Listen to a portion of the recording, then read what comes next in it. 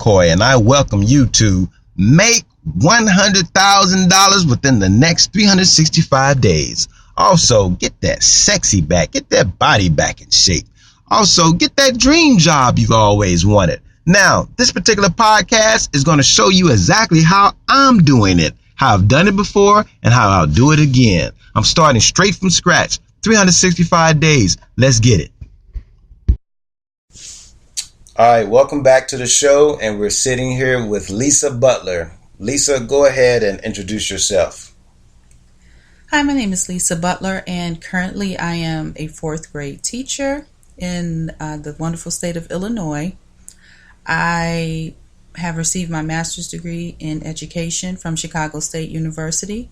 Previous to that, I completed extensive graduate studies in community counseling at Lindenwood University in St. Charles, Missouri. I completed my undergraduate work at Truman State University, previously known as Northeast Missouri State University, and there I received a Bachelor of Science degree in criminal justice. Currently, I am taking doctoral level classes at Northern Illinois University. Okay, that's pretty good. What made you get into teaching? Well, I've always had a love of teaching. I've always done it in one capacity or another. In my previous life, if you will, I worked at a school. I supervised a program called Teen Reach and 21st Century Learning for a social service agency in Chicago. Previous to that, in California, I worked at a group home for severely emotionally disturbed boys, and actually there was a school as well, so it was like special education in Chicago. I worked with special education. I've taught foreign language classes, dance classes, so I've always loved teaching and learning. Even as a child, I absolutely loved school, so it just kind of fell into my lap that I would be in education in one capacity or another. That's wonderful.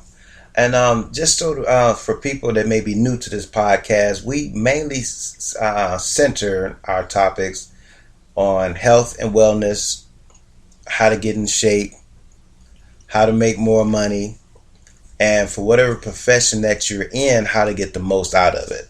And we have Lisa, Ms. Butler, on this podcast for the teachers out there who might be having struggles, like, is this what I really want to do? And just I wanted people to be able to listen to someone that's already doing it, and if you might feel like that this is a profession for you. So let's go through some of the tribulations that happen. Like what can a fourth grade? You say you teach fourth grade, right? Currently, I do, yes. All right, and what are some of the problems that one can face by being a fourth grade teacher?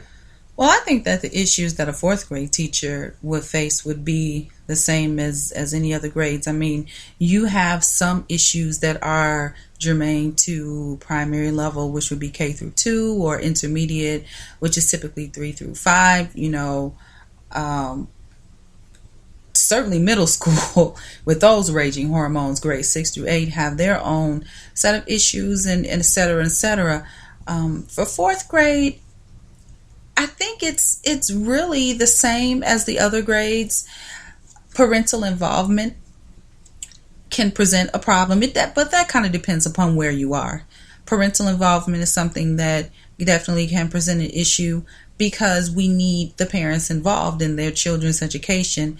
We have the children for, let's say, 7.5 to 8 hours a day, sometimes depending upon how much before and after school contact there is with the teacher, but the rest of the time they're at home with the parents, and so we need the parents to really support us and to reinforce what it is that we've learned in the classroom, and the way that they can do that is through homework and studying at home. So if the parents are not kind of pushing the children to do homework and the importance of studying during off-school hours, that can present a very serious issue. And also, there's things that go on in the classroom. You have your discipline issues at times. You have attentiveness issues at times, but it's my belief that, a really good and creative teacher can circumvent those types of issues depending upon classroom management skills. So for me, and then you have kind of broader issues which sometimes can be outside of our control, such as resources through your school district, things that are available to you in the classroom. Are there books for every student? So in inner cities, a lot of times books don't find their homes with each student, shall we say. I'm putting it nicely. Sometimes students don't even have their own books. Sometimes they have to share. Sometimes the students don't have books that they can take home to do their homework with because there simply are not enough supplies. There are times when the books are old. They're outdated. So the information is not current. So that's another huge issue, is resources, money, the school district, computers that don't work, those sorts of things. I'm just in a very fortunate situation with my district that we don't have those types of issues. However, I have been in districts where they do face those types of issues. So those are the things that really can be a hindrance to student progress and for teacher success, I think. Okay, and what do you think makes you the best teacher? Well, I wouldn't say that I'm the best teacher. I mean, truly, there are other teachers that probably could teach circles around me, but I think what makes it work for me and why I've been able to have at least a fragment of the success that I've had is just the willingness. You have to want it, because teaching is hard. It's very difficult. It's not like other jobs where you sit at a cubicle all day, or you might have an office, or you just kind of deal with adults all day, and you may deal with one person at a time. Here comes a customer, conduct business with a customer. That customer walks away. Here comes another. Those types of issues. Teaching is very different because you may have anywhere from 28 to 30, and in inner city, sometimes 35 students that you must contend with and manage and focus on and maintain their attention at one time, at any given moment. All of those people are staring right at you. And as a teacher, you're always on stage. You're never, unless those students are at recess or lunch or at PE or art or some sort of a special class, you're always on. It never stops. You can't, sometimes teachers can't even take a bathroom break when they need to. So yes, it's seriously, because what are you going to do with all those kids? Yeah, that makes sense. You have 30 kids. You can't just walk out of the room. That's illegal. You can't leave them like you could at your own house with your own children. So, I think that kind of the reason why I've been able to have the success that I've had at whatever level is because I established a certain relationship with my parents and with my students beginning day one, beginning at first contact. I make sure that my parents know who I am, my philosophy of education, my style of teaching, what they can expect from me, what it is that I expect from them as parents, because you have to have expectations from your parents as a student too, and you have to communicate those expectations as well as what I expect from the students. How will this year look?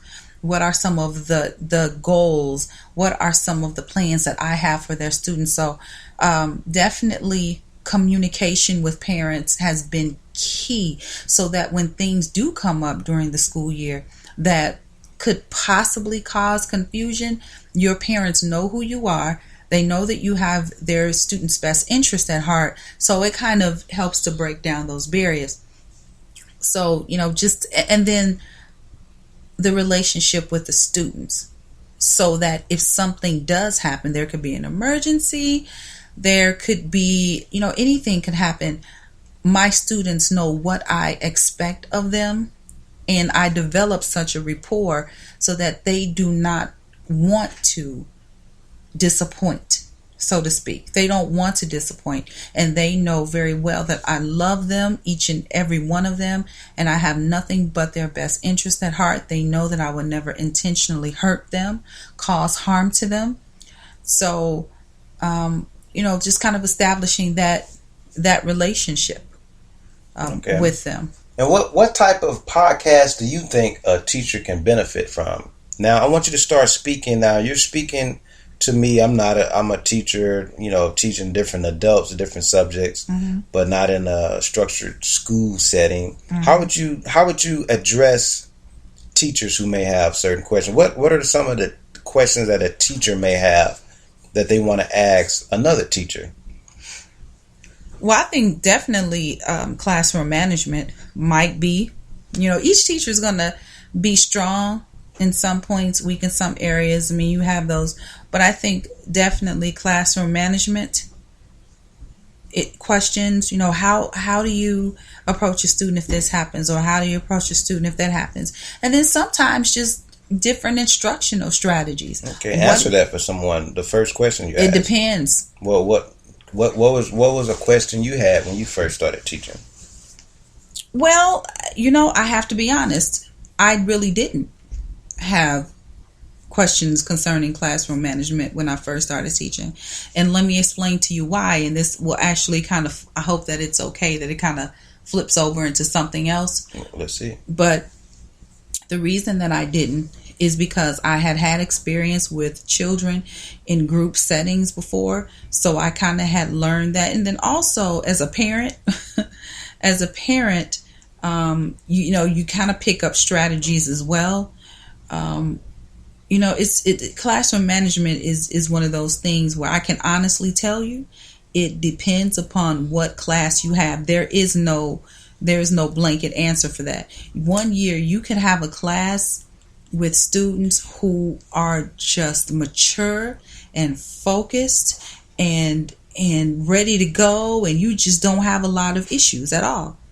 And then the very next year you could have a class of students who same grade, but they're just not as mature. Or, you also have to bring into account certain types of attention deficits the students may have, different behavioral issues the students may have, what's going on at home. There are so many variables that play into the way children behave and focus in class that there is kind of no blanket response to that. But what I can say would be a general across the board is that you must establish yourself as the authority in the classroom.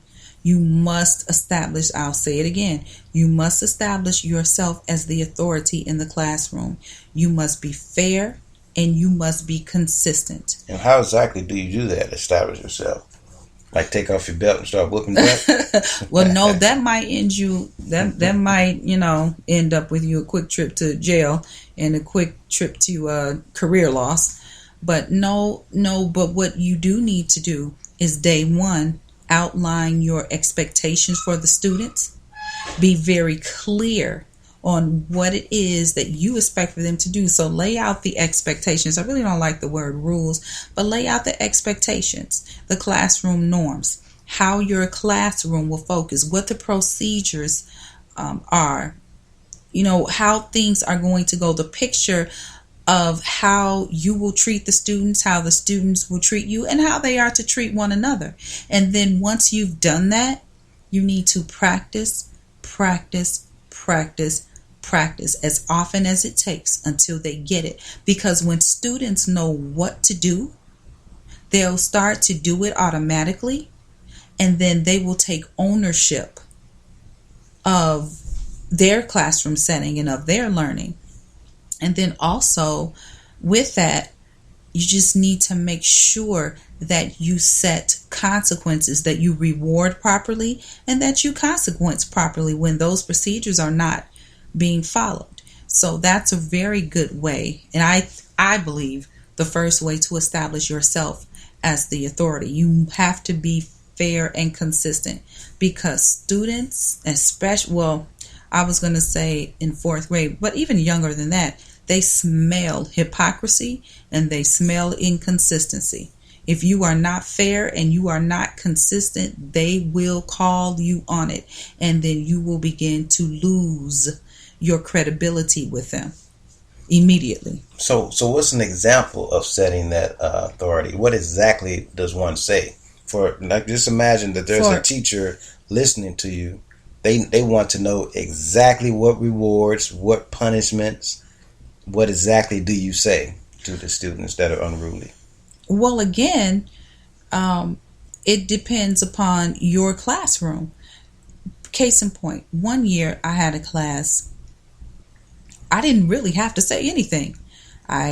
For day one, they already knew who I was. So day one, I asked the students to help me to set the classroom procedures and norms. So we kind of talked about what things would happen or could happen in a classroom environment that may be disruptive to the classroom environment. What types of things do you think that would cause students to not be able to learn properly, or to not be able to focus, or that would make noise, or that would cause students to be loud? So we brainstormed, and the students took ownership immediately because they created their own set of norms and procedures that they would follow for the year. So right away you get the buy-in.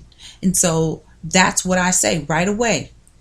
What is it that you think? How do you think that this thing should go? And by fourth grade, they pretty much know. They're not brand new. They're kind of a pro by the time they get to be in fourth grade. And then from there, as far as the rewards and consequences, that it depends upon the teacher. There's 1,000 different ways to reward. There are 1,000 different ways to consequence. That really depends upon your group of students, what motivates them, and what you are comfortable with as a teacher. And that is why it's very important to know who you are as a teacher, because so much of it really does rest upon that. Who are you as a teacher? What is your philosophy of education? How do you think that students best learn? What do you think truly motivates students? So those are things that a teacher needs to know. But there are also things that can change over time. You evolve constantly. Mm-hmm. And so what your philosophy of education is day one may not necessarily be your philosophy of education, by the time you're 10 years in. It changes depending upon the environment, depending upon what's going on in society, and depending upon the group of students that you have before you. And what is your philosophy of education? My number one philosophy of education is students will rise to the level of your expectation. That is number one. There is nothing that gets my goat more than hearing adults say, well, this student can't do that, or that's too hard for that student. I mean, sometimes you do have students who struggle in a certain area. I mean, if you have a student, who may have a learning disability, I'm not going to give them an assignment that's 3 years above grade level if they have trouble reading. I don't mean that. But they can learn things. But sometimes you just have to modify it for them.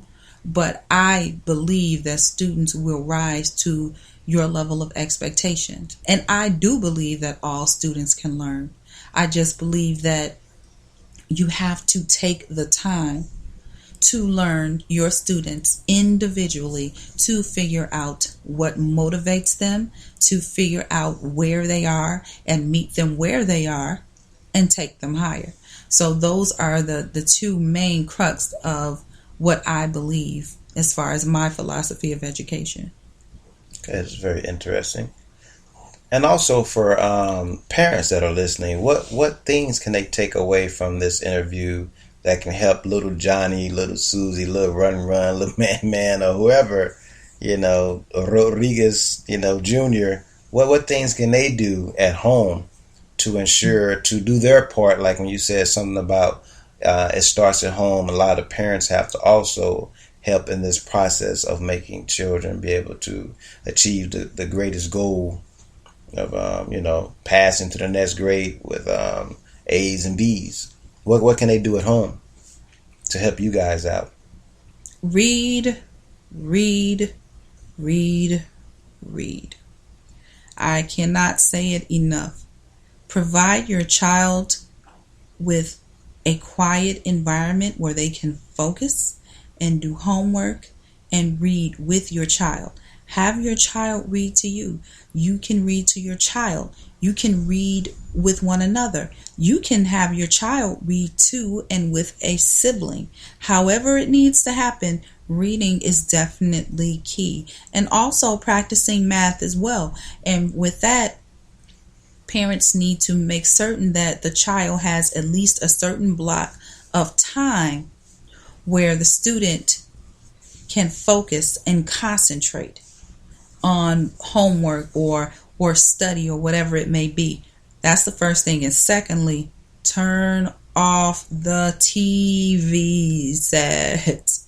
Do not allow your child to play video games during the school year for hours and hours and hours on end, or be on the computer doing non-educational things for hours on end, or on the tablet or their phones or whatever have you, because it will lull them into la la land, as I call them, and it does something to their brain. And I can tell you as a teacher that I can always tell the students who are excessively on technology, because they are checked out most of the time, because technology is made to entertain the students. I mean, you do have to be engaged to a certain extent when you play video games, and I know that all of them are not bad.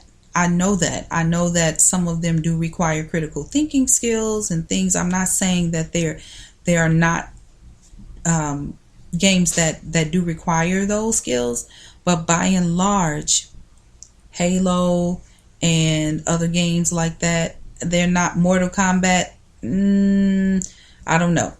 So I get kind of the back end of that at school, because they don't want to think for themselves. They want to be entertained constantly. So if that's monitored at home, then it really is better for them in the long run at school. Okay, that's interesting.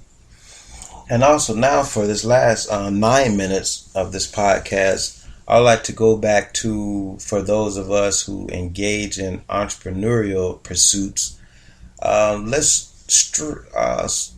go ahead and shift this into homeschooling. There are a lot of parents who feel like, I don't want my children to go to public schools, and I don't feel like paying for private schools. Is homeschooling a viable alternative? Of course it is. Homeschooling, when done properly, can be a wonderful thing. But notice I said when done properly. Sometimes people pull their students out and say, oh, I don't like the school system, I'm just going to homeschool them. But they just give them some workbooks, and that's not homeschooling.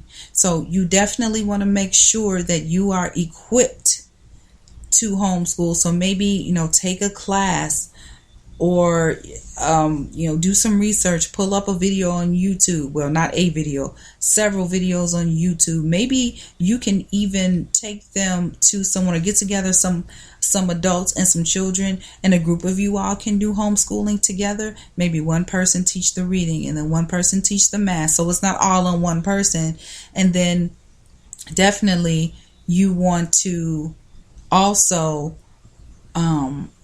make certain that they get their social time. So if it's just one child, or if you have more than one child, I would definitely implore parents to make sure that those students still get their social time, because socialization is very, very, very important for students. So, to get them out there and maybe take them to your local YMCA or Boys and Girls Club, or have them join a soccer team or other sports team, basketball or whatever club. So just so that they can get their socialization time also. That's very important. That's something that school does offer that sometimes homeschooling does not. So if that piece is there and students and parents are properly prepared for the experience, it can be a very good thing. Yeah, and I threw that out there because my children in particular had a few years of being homeschooled, and one of the things that the obstacles that came up were actually relatives who felt like I was neglecting the children. Can you, as a teacher who probably researched this yourself, can help someone out there who wants to get started in it? What some of the questions that I came up with and people ask me is, how is that student going to fare once they go back into school? How do they know what grade they're in? You know what I'm saying? When Yes. they're being homeschooled. Well, you homeschool, and might I add, before I go on, that my own children were homeschooled at a certain point. And good. when they went back to school, they were actually at least 2 years above grade level, 2 years above, and they went on to be very successful. They went to selective enrollment schools, and one of them was in the gifted program. So it just depends upon, how it's done, and just making sure that it's done with integrity and with intention. As far as neglecting the children, I mean, look, children go through things at school. Sometimes teachers are terrible. I'm sorry, but it's true. Sometimes it's worse in the school setting. No, the children are not being neglected if they are being homeschooled properly, but you cannot have them prisoners in a home. Yeah, you have to have them to interact with other children. And as I said, it has to be done with structure and with integrity. It just has to. There needs to be a schedule. The kids just can't get up at 11 o'clock in the afternoon, do a couple workbook pages, and go outside and run around. That's not neglect. That's daycare, and that is neglect. That, because we have to remember to keep in mind how the children will feel about it as well. How are the children feeling about it? Because sometimes we as adults make decisions. We make decisions based upon what's best for us, but we don't take into consideration enough how things will psychologically affect our children. So we want to make sure that that's the best for them and not just for us, for whatever reason we decide to do it. Yeah, and there are websites that you guys can go out there too for homeschooling, just so you can see that this is a real paradigm, and it's a paradigm shift for a lot of us. But you can go onto the sites and see how to do it in your particular state, so that you're making sure you're staying up with the appropriate guidelines. So when you do want to put your children into a particular school and they get tested, to show that you have been giving them adequate training at home.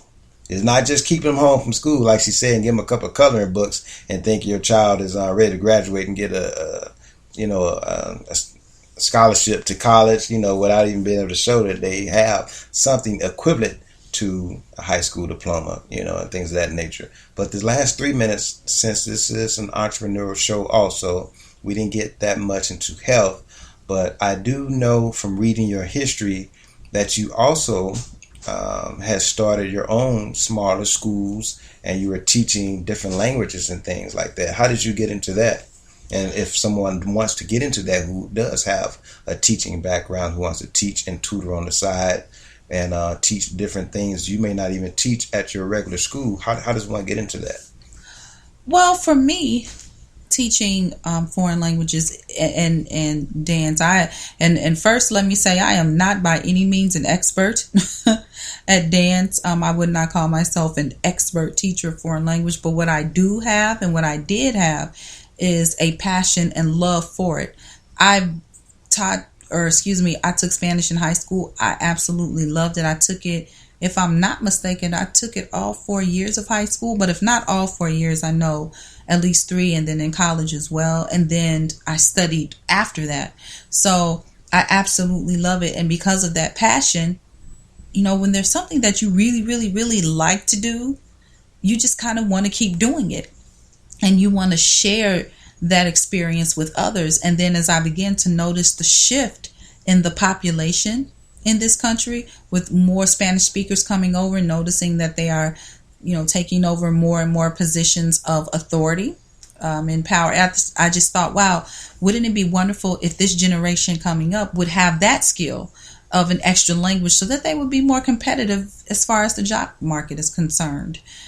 So you just kind of study. Number one, you want to study. You don't want to be teaching people things that you don't know anything about, because you would never want to give misinformation But you don't have to be fluent. You don't have to. If there's someone that you know who wants to learn it and you've mastered the basic skills, then you can just teach the basic skills. Just, of course, have and use integrity as far as being honest about how far you can go and the level at which you can teach them. But if you are not fluent in whatever language, it's okay as long as what you do know, you know correctly. And that's when it comes to teaching anything. You just go out there and do it, build it, and people will come. Wow. Well, I hope you guys have gotten a lot out of this. We got a nice 30 minutes out of Professor Lisa Butler. And we're going to invite her back even more. Once you guys send us in a lot more questions that you may have, we'll be able to answer more. But this is just podcast number one of many thousands, and sending requests for if you want to be interviewed by myself, and I'll get right back with you. All right, thanks again, and enjoy.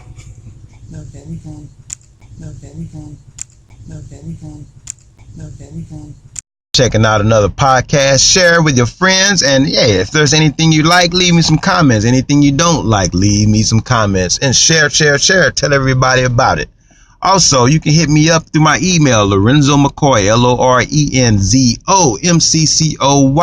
360 @yahoo.com. Hit me up on my Facebook page, Lorenzo McCoy, or El Dragon 13, Larry B. McCoy Jr. You'll find me either one of those ways. Hit me up. Keep coming through. See you soon.